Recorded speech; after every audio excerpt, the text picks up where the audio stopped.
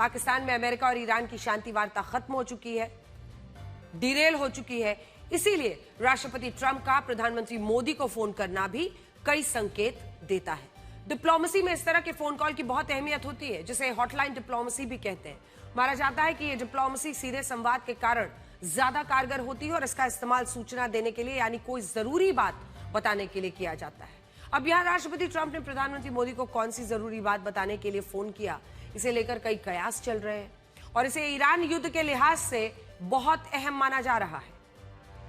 ये बातचीत ऐसे वक्त में हुई है जब ईरान अमेरिका को यह धमकी दे रहा है कि अगर उसके एक भी बंदरगाह पर हमला हुआ तो वो यूएई, सऊदी अरब, कतर, कुवैत, बहरीन, ओमान और इराक के बंदरगाहों को बारूद से उड़ाकर खड़ा कर देगा।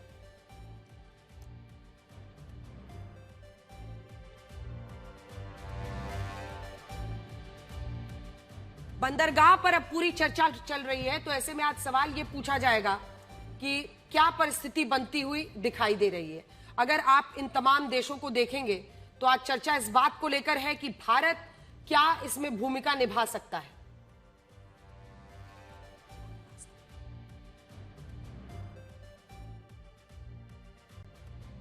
बड़ा सवाल आज यही है कि तेल के बदले तेल, गैस के बदले गैस, पुल के बदले पुल। अब ये लड़ाई कहां पर दिख रही है? आप समझ रहे हैं, इसका अर्थ समझ रहे हैं क्या हो गया है? पहले इन्होंने एक दूसरे पर हमले शुरू किए कि पुल के बदले पुल, ऑयल रिफाइनरी के बदले ऑयल रिफाइनरी, और उसी के साथ पुल उड़ाने की जंग लड़ी गई। अब पुल उड़ाने की जो जंग लड़ी गई उसमें आप देखिए कि आज स्थिति क्या हो गई है। आज ये है कि पोर्ट्स के बदले पोर्ट्स की लड़ाई लड़ी जा रही है और इस लड़ाई ने खाड़ी देशों को एक बार फिर से डरा दिया है, जो इस बात को लेकर चिंतित है कि आखिर वो किस तरह से अपनी स्थिति को संभालेंगे। आज सवाल ये भी है कि अगर ये तमाम खाड़ी देश ये चाहते हैं कि वो किस तरह से अपने देश को सुरक्षित रख पाए, तो उनके लिए एक बड़ा सवाल ये भी है कि अगर उनके पोर्ट पर हमला ईरान शुरू कर देता है, अगर बड़े पैमाने पर अमेरिका उनके पोर्ट्स पर नाकेबंदी कर रहा है, हमले कर रहा है, तो ऐसे में आज सवाल यही उठता है कि किस तरह से इसको संभाला जाएगा। तो चलिए मैं आपको बड़ी स्क्रीन पर दिखाती हूं कि अमेरिका ईरान के किन बंदरगाहों पर हमले कर सकता है और ईरान इसके जवाब में खाड़ी देशों के किन बंदरगाहों पर हमले कर सकता है और निशाना बना सकता है। आज सबसे बड़ी चर्चा इसी बात को लेकर हो रही थी कि क्या हो सकता है। तो सबसे पहले ओमान की खाड़ी में ये चाबहार पोर्ट है जिसको लेकर लड़ाई छिड़ सकती है। अब चाबहार पोर्ट पर अगर ईरान में हमला करता अमेरिका की बात करें तो उसने फारस की खाड़ी, स्ट्रेट ऑफ हॉर्मूज, ओमान की खाड़ी में ईरान में 10 बंदरगाहों की नाकेबंदी की है। इनमें ओमान की खाड़ी में चाबहार पोर्ट अमेरिका के निशाने पर है। तो निशाना नंबर 1 ये आप देख रहे हैं इस वक्त चाबहार पोर्ट है। निशाना नंबर 2 इसके बाद स्ट्रेट ऑफ हॉर्मूज में बंदर अब्बास, ये दूसरा है बंदर अब्बास जो आप जीरो इन करके देख रहे हैं। ये बंदर अब्बास पोर्ट है जिस पर वो हमले कर सकता है। फिर सीरी द्वीप, तीसरा टारगेट जो है ये सीरी द्वीप है, यहां पर ये तीसरा टारगेट, जूम इन कीजिए, सीरी द्वीप। और इसके बाद चौथा टारगेट देखिए अस्लुए, जो चौथा टारगेट है लवान द्वीप पर भी हालांकि हमले कर सकता है और अमेरिका खार द्वीप पर भी निशाना कर सकता है, जहां जहां से जो ऑयल डिपो है ईरान का, जहां जहां से उनका तेल निकलता है उसी को लेकर चर्चा है और वहां वहां पर वो हमले कर सकता है। तो खार द्वीप, बुशेहर, एक और पोर्ट जो आप देख रहे हैं यहां पर स्क्रीन पर, इस पर भी वो हमला कर सकता है। असालुए पोर्ट, खार द्वीप, इमाम खुमैनी बंदरगाह, महशर पोर्ट और आखिर में खुर्रम शहर पोर्ट अमेरिका के निशाने पर। ये मशहर पोर्ट ऊपर में है, ये सब इस इलाके में आ जाता है और ये है खुर्रम शहर पोर्ट, खार द्वीप से आगे अंदर जाकर लगता है। तो यहाँ का पोर्ट, यहाँ का पोर्ट, ये सारे पोर्ट्स जो ईरान के हैं वो अमेरिका के टारगेट पर है। अमेरिका ने इनकी नाकेबंदी की है और ईरान द्वारा दावा कर रहा है कि अमेरिका सीजफायर खत्म होते ही इन पर हमले भी कर सकता है। तो देखिए, हालांकि ईरान ने धमकी दी है कि अगर इन बंदरगाहों पर हमले होते हैं, आइए आपको दूसरी स्क्रीन पर लिए चलते हैं और वहां पर दिखाने की कोशिश करते हैं कि क्या स्थिति बनती हुई दिख रही है। जब आप इस मैप को देखेंगे तो आपको एक एक करके वो सारे जो पोर्ट्स हैं ईरान के वो दिख जाएंगे। खुर्रम शहर पोर्ट आप देख ही रहे हैं जिस पर वो हमले कर सकता है। इसी के साथ ये जो स्ट्रेट ऑफ हॉर्मूज है और फारस की खाड़ी में प्रमुख पोर्ट्स जो है, अब वो किस पर हमले कर सकता है। तो हमने बड़े मैप पर आपको ये तो दिखा दिया कि अमेरिका ईरान के कौन कौन से पोर्ट्स पर टारगेट कर सकता है, लेकिन अब ये खाड़ी देशों के कौन कौन से पोर्ट्स हैं जो बंदरगाह जिन पर हमले कर सकता है ईरान। तो देखिए, इसमें अगर आप देखेंगे यूएई के अबू धाबी में खलीफा पोर्ट है। खलीफा पोर्ट एक इंपॉर्टेंट पोर्ट माना जाता है यूएई में। ये वाली जगह पर दिखा दीजिए, आप दूसरी तरफ का पोर्ट दिखा रहे हैं अभी, ये यूएई में दिखाइए। चलिए, दोहा में ये रास खान है, खलीफा पोर्ट है, शाहजहां पोर्ट है, सऊदी अरब में किंग अब्दुल अजीज पोर्ट है, जुबैल पोर्ट है, रास टानुरा पोर्ट है जिसको निशाना बना सकते हैं, कतर में दोहा, रास लफान और हमाद पोर्ट पर ईरान हमले कर सकता है। कुवैत में मीना अल अहमदी जो पोर्ट है उस पर हमले कर सकता है। बहरीन ने अगर आप देखिए तो वहां पर मनामा पोर्ट पर हमले करके ईरान अमेरिका हमलों का बदला ले सकता है और ये धमकी दे सकता है। और इसीलिए आज दिलचस्प बात यही है कि जब आप इन पोर्ट्स वर्सेस पोर्ट्स की लड़ाई को देखेंगे तो आपको समझ में आएगा कि ये कहां पर चला गया है। ये नया फ्लैश पॉइंट है, ये नया फ्लैश पॉइंट बन गया है इनके बीच में, और इससे ये और भी ज्यादा युद्ध विस्तार ले सकता है। अगर इसमें रशिया और चाइना की एंट्री हो गई तो समझिए कि ये युद्ध विश्व युद्ध का रूप भी ले लेगा। आज ये सारे हमने पोर्ट्स आपके लिए एक मैप में भी इकट्ठा कर दिए हैं, जिससे आप समझ सकते हैं कि इतने पोर्ट्स में अगर युद्ध छिड़ता है तो इसका मोमेंटम क्या हो जाएगा। आज रात 9 बजे से सीज फायर को खत्म होने में सिर्फ 1 सप्ताह बचा है। एक सवाल ये नहीं है अब कि इस युद्ध विराम के खत्म होने के बाद ईरान और अमेरिका के बीच फिर से जंग छिड़ेगी। सवाल यह है कि जब इस युद्ध का राउंड 2 शुरू होगा तब क्या ये एक नए वर्ल्ड वॉर का भी रूप ले सकता है? क्या रशिया, चाइना की भी इसमें एंट्री हो सकती है? क्या इस बार यूएई, सऊदी अरब जैसे देश भी ईरान पर जवाबी हमले कर सकते हैं? अभी तो हालात जो बनते हुए दिख रहे हैं उससे ऐसा ही लगता है कि ये युद्ध आने वाले दिनों में कई देशों को अपनी चपेट में ले सकता है। इसका कारण यह है कि अमेरिका ने फारस की खाड़ी, ओमान की खाड़ी में ईरान के बंदरगाहों की जो नाकेबंदी की है, इसके खिलाफ रशिया और चाइना का ईरान को खुलकर समर्थन मिल रहा है। रशिया ने अमेरिकी नाकेबंदी को उकसाने वाला और खतरनाक कदम बता दिया है। रशिया ने यह भी चेतावनी दी है कि इससे मिडिल ईस्ट में अब तक का सबसे भयानक युद्ध भड़क सकता है, और अगर ऐसा होगा तो रशिया चुप नहीं बैठेगा। यही धमकी चाइना भी दे रहा है। चाइना ने भी अमेरिकी नाकेबंदी को क्षेत्रीय स्थिरता और शांति के खिलाफ बताया है। चाइना भी कह रहा है कि ये नाकेबंदी नहीं हटी तो युद्ध और ज्यादा भड़क सकता है। इस सब के बीच वॉशिंगटन डीसी में इन तस्वीरों पर खूब मंथन हो रहा है। ये तस्वीरें रशिया के विदेश मंत्री सर्गेई लाव्रोव की है, जो अचानक से बीजिंग के दौरे पर आए हैं। इससे ये सवाल उठ रहा है कि क्या रशिया और चाइना मिलकर अमेरिका के खिलाफ कोई नई रणनीति तो नहीं बना रहे हैं? असल में जब आप रशिया और चाइना को देखते हैं तो ये दोनों वो देश हैं जिन्होंने इस युद्ध में ईरान को जीवित रखा। दुनिया ने तो यही देखा कि ईरान इस युद्ध में झुका नहीं, अमेरिका के सामने भिड़ा रहा। लेकिन कम लोगों ने समझा कि ईरान इसलिए नहीं झुका क्योंकि रशिया, क्योंकि चाइना उसके साथ थे, इसलिए ईरान नहीं झुका। इनमें भी रशिया ने ईरान को यह बताया कि मिडिल ईस्ट में अमेरिका के सैन्य ठिकाने कहां कहां पर मौजूद हैं। रशिया ने सैटेलाइट डेटा ईरान को भेजा और इसी की मदद से ईरान ने अमेरिकी ठिकानों पर सटीक हमले किए। रॉयटर्स के मुताबिक रशिया की सैटेलाइट्स ने 21 से 31 मार्च के बीच मिडिल ईस्ट के 11 देशों में कुल 24 सर्वे किए।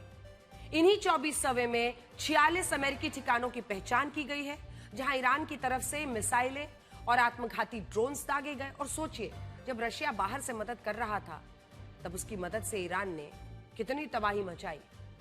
अगर रशिया डायरेक्ट ही इस देश में शामिल हो गया, अगर आप सोचिए इस युद्ध में रशिया डायरेक्ट शामिल हो गया तो अमेरिका के लिए यह युद्ध कितना मुश्किल हो जाएगा। मुश्किल होगा नहीं होगा ये अपनी जगह है, लेकिन भीषण जरूर ये युद्ध हो जाएगा। इस युद्ध में आप लगातार ईरान के शाहिद ड्रोन के बारे में काफी सुन रहे होंगे। कहा जाता है ये वही ड्रोन है जो ईरान ने रशिया को भी दिया है, लेकिन अब CNN की एक नई रिपोर्ट में यह बताया गया है कि ईरान ने इस युद्ध में जो शाहिद ड्रोन इस्तेमाल किए वो मेड इन रशिया थे।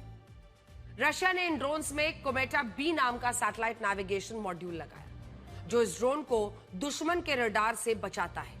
और जानते हैं इस ड्रोन का अमेरिकी नाकेबंदी से गहरा संबंध है। मैं आपको बड़ी स्क्रीन पर दिखाती हूं कि आखिर ये संबंध क्या है, क्योंकि जब आप देखेंगे तो स्ट्रेट ऑफ हॉर्मूज में अमेरिका खूंटा गाड़कर इस जगह पर बैठा हुआ है, वो नाकेबंदी कर रहा है। अमेरिका ने स्ट्रेट ऑफ हॉर्मूज के पास इसलिए नाकेबंदी की है क्योंकि वो रशिया और चाइना के उन जहाजों को पकड़ना चाहता है जो ईरान को हथियारों की चोरी छिपे सप्लाई कर रहे हैं। इसीलिए ईरान ने स्ट्रेटेजिक जगह पर, ये देखिए, यहां पर उन्होंने अपना खूंटा गाड़ दिया है, क्योंकि यहां से वो तमाम जहाजों की तलाशी ले रहे हैं, क्योंकि उनको शक है कि चाइना, रशिया हथियारों की चोरी छिपे सप्लाई ईरान को कर रहे हैं। ये जहाज होते तेल और गैस के हैं, लेकिन इन्हीं में हथियार छिपा कर रखे गए होते हैं, ऐसा उसका दावा है। अब अमेरिका यहां इस जगह पर खूंटा गाड़ कर बैठ गया है कि वो ईरान से आने वाले और ईरान जाने वाले जहाजों की तलाशी लेगा और उसे सप्लाई होने वाले हथियारों की ही आपूर्ति को रोक देगा। लेकिन रशिया भी एक बड़ा गेम खेल रहा है, जानते हैं क्या? तो कैस्पियन पॉलिसी सेंटर के मुताबिक रशिया ईरान को युद्ध लड़ने के लिए जो हथियार दे रहा है वो स्ट्रेट ऑफ हॉर्मुज से आ ही नहीं रहे हैं, वो आ रहे हैं कैस्पियन सी से। और ये कैस्पियन सी सागर का जो रास्ता है वो इस तरफ से है रशिया के जरिए। तो ये समझ लीजिए, ऊपर आपको रशिया दिख रहा होगा, ये है कैस्पियन सी जो डायरेक्टली लिंक करता है रशिया को ईरान से। और ये यहाँ पर अजरबैजान, यहाँ पर तुर्कमेनिस्तान, जिससे आपको थोड़ा आइडिया लग जाएगा कि विश्व के पॉलिटिकल मैप पर ये देश कहाँ है। तो जो अमेरिका सोच रहा है कि यहाँ पर वो ब्लॉकेड कर रहा है और सोच रहा है कि चाइना, यानी चाइना इधर से या किसी तरीके से यहाँ से चाइना और सारे जो है वो नीचे इंडियन ओशन से आते हुए यहाँ से हथियार दे रहे हैं ईरान को, यहाँ पर नाकेबंदी कर रहा है। लेकिन जो जानकारी आ रही है उसके मुताबिक रशिया, जो लाल वाला हिस्सा आप देख रहे हैं, वो कैस्पियन सी से हथियार ईरान को पहुंचा रहा है। तो कैस्पियन सागर में अमेरिका चाहकर भी नहीं पहुंच सकता। कैस्पियन सागर 5 देशों से घिरा हुआ है, रशिया, कजाकिस्तान, तुर्कमेनिस्तान, ईरान और अजरबैजान। अब अमेरिका यहां आ ही नहीं सकता और इसी बात का रशिया और ईरान फायदा उठाते हैं।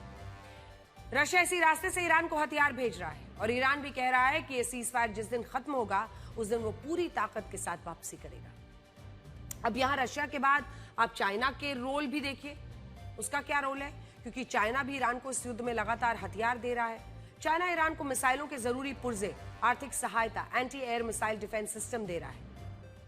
इन सिस्टम्स को मैन पैड्स या man portable air defence systems भी कहते हैं, जिन्हें कंधे पर रखकर चलाया जाता है और कम ऊंचाई पर उड़ान भरने वाले लड़ाकू विमानों को यह निशाना बनाता है। रॉयटर्स का दावा है कि चाइना ईरान को शायद ड्रोन की मोटर मिसाइल्स के लिए सॉलिड फ्यूल, रॉकेट लॉन्चर्स के लिए केमिकल्स दे रहा है और ये सारे हथियार शैडो फ्लीट के जहाजों से ईरान भेजे जा रहे हैं और इन्हें ही रोकने के लिए अमेरिका ने यह नाकेबंदी की है। हालांकि चाइना भी आगे से आकर कह रहा है कि अमेरिका ने उसके जहाजों को हाथ भी लगाया तो ये उसके लिए अच्छा नहीं होगा और इसीलिए आज हॉर्मूज पर अमेरिका और चाइना आमने सामने है। इस धमकी से अमेरिका भी इतना डर गया कि आज अमेरिका नाकेबंदी के बाद चाइना का पहला जहाज स्ट्रेट ऑफ हॉर्मूज से गुजरा, लेकिन अमेरिका ने इसे रोका ही नहीं। अमेरिका कह रहा है कि ये जहाज यूएई से आ रहा था, इसीलिए इसे नहीं रोका गया, लेकिन लाइव ट्रैकिंग डेटा से पता चलता है कि ये जहाज यूएई से आ जरूर रहा था, लेकिन ये गुजरा ईरान के द्वीप के पास से था। और ऐसे में सवाल यही उठता है कि क्या अमेरिका चाइना से डर गया और क्या इसी वजह से उसने इसके जहाज को नहीं रोका ताकि ये फुल फ्लेजेड वर्ल्ड वॉर में तब्दील ना हो जाए। द वॉल स्ट्रीट जर्नल का कहना है कि अमेरिका ने अब से कुछ देर पहले अपनी नाकेबंदी को अब इस इलाके में और बढ़ा दिया है, यानी उसने और जहाज लगा दिए ताकि ईरान से आने वाले जहाजों को रोका जा सके। और इससे यूरोप के देशों को डर लग रहा है कि कहीं ये युद्ध विश्व युद्ध का रूप ना ले ले। फ्रांस के राष्ट्रपति ने इसी डर से, इमैनुअल मैक्रोन ने इसी डर से पहले ईरान के राष्ट्रपति मसूद पेजेश्कियान को फोन किया। इसके बाद राष्ट्रपति डोनाल्ड ट्रंप से फोन पर बात की। दोनों देशों से ये कहा कि वो शांति वार्ता को फिर से शुरू करें और सीजफायर खत्म होने से पहले एक समझौते पर सहमति बनाने की कोशिश तो की जाए। यानी फ्रांस को भी लग रहा है कि ये युद्ध और ज्यादा भयानक और भयंकर रूप ले सकता है, जिसकी वजह से राष्ट्रपति इमैनुअल मैक्रोन ने ईरान और अमेरिका से फिर से शांति वार्ता की अपील की है। हालांकि यहां रशिया की तरफ से एक बड़ा प्रस्ताव यह आया है कि वो ईरान का जो यूरेनियम है ना, वो ईरान के यूरेनियम को अपने पास सुरक्षित रखने के लिए तैयार है। देखिए, सारा का सारा मसला यही है कि अमेरिका किसी तरह से चाहता है कि ईरान अपना जो एनरिच्ड यूरेनियम है उसको पूरी तरह से खत्म कर दे। वो कभी कहते हैं हमें सौंप दीजिए, उसे सौंप दीजिए, लेकिन ईरान और रशिया की आपस में अच्छी बनती है। अगर रशिया ये प्रपोजल दे रहा है और ईरान रशिया को अपना न्यूक्लियर जो एनरिच्ड यूरेनियम है वो देने को तैयार हो जाता है, तो क्या एक रास्ता निकलेगा? रशिया ये कह रहा है कि ईरान ने जो 440 किलोग्राम एनरिच्ड यूरेनियम 60% तक एनरिच कर लिया है वो उसे दे दे, रशिया अपने यहां सुरक्षित रख लेगा, और ईरान को भी रशिया पर भरोसा है। लेकिन अमेरिका और ईरान दोनों ने इस पर कोई प्रतिक्रिया अभी तक नहीं दी है। पश्चिमी मीडिया तो ये कह रहा है कि इसी यूरेनियम के कारण इस्लामाबाद की शांति वार्ता फेल हो गई। अब ईरान का कहना है कि वो 5 साल के लिए अपने यूरेनियम एनरिचमेंट प्रोग्राम को रोक सकता है, जबकि अमेरिका कह रहा है कि वो 20 साल तक ऐसा ना करे। यही पूरी बात फंसी है और अब अमेरिका ने ईरान पर दबाव बनाने के लिए उसके बंदरगाहों की नाकेबंदी कर दी है। हालांकि ईरान इसका भी मजाक उड़ा रहा है। सोशल मीडिया पर दक्षिण अफ्रीका में ईरान के दूतावास के अकाउंट से एक वीडियो पोस्ट हुआ है डोनाल्ड ट्रंप का, जिसमें नाकेबंदी को लेकर अमेरिका के राष्ट्रपति ट्रंप का मजाक उड़ाया गया है। देखिए, तो डोनाल्ड ट्रंप का एक से एक मीम्स जितने भी एम्बसीज हैं ईरान के अलग अलग देशों में वो बना रहे हैं और उनका मजाक उड़ा रहे हैं। लेकिन मैं आपको ये दिखाती हूं कि स्ट्रेट ऑफ हॉर्मूज में कैसे सन्नाटा पसरा है। सीज फायर से ज्यादा जहाज तो युद्ध के दौरान स्ट्रेट ऑफ हॉर्मूज को पार कर रहे थे। 8 अप्रैल के बाद जहाजों का ट्रैफिक 90% घटा है। सीज फायर के एक हफ्ते में 58 जहाज को हॉर्मूज को पार कर पाए हैं। 670 जहाज अब भी पर्शियन गल्फ में फंसे हैं, जिनमें 329 जहाज तेल और गैस के हैं। 17 करोड़ 20 लाख बैरल कच्चा तेल स्ट्रेट ऑफ हॉर्मूज के बंद होने में फंसा है। 50 बड़े जहाज फंसे हुए हैं, जिनमें 9 जहाज जापान के हैं, 5 जहाज चाइना, साउथ कोरिया और ग्रीस के हैं।